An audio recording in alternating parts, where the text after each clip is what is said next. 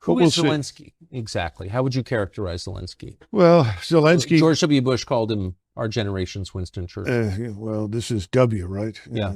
Not a very thoughtful man. He was a comedian who made a living acting on stage, frequently pretending to be a transvestite, doing things with various body parts that I won't go into. And he was picked up by an oligarch named Kolomoisky.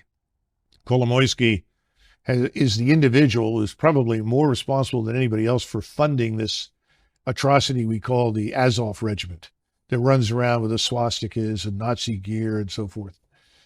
And he was picked and then blessed by Victoria Nuland and the State Department as their man. Now, when he originally ran for office, he ran on a peace platform.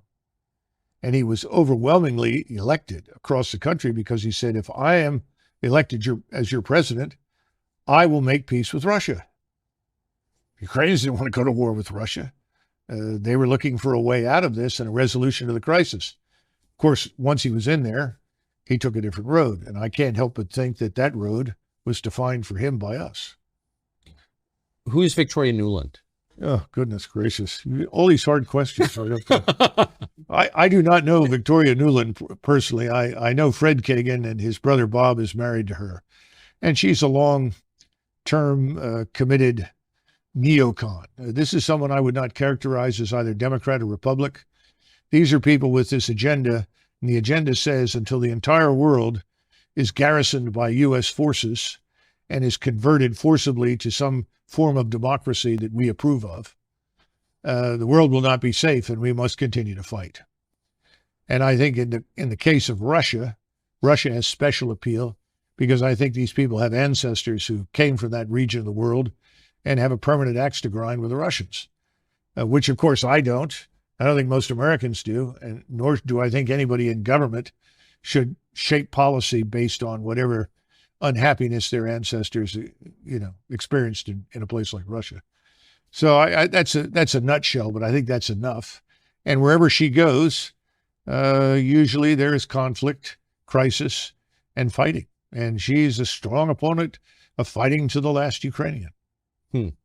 Does she, do you think, have relevant experience that would qualify her to be in charge of this war? Well, obviously she does. But, it's sort of like asking somebody who has never snaked a drain or replaced a garbage disposal to be a plumber.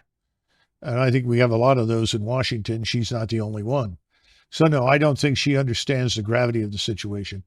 These are the same people. Tony Blinken is in this with, what's his name? Sullivan I keep mixing up Sullivan with the previous O'Brien, who was in the White House. Not much difference. And Sullivan will all tell you, well, the Russians are weak. The Russian economy is fragile. The Russian armed forces are poor. Their generals are terrible. And they can't possibly win. All we have to do is to keep up the pressure and they will collapse. Well, that's been a hell of a strategy. And it's killed large numbers of people and created millions of refugees and destroyed the country. But it hasn't hurt Russia. And Russia today is stronger than it has been in 30 or 40 years. You have a Russian military establishment that is now more potent and more capable than the Russian military was in the mid-1980s.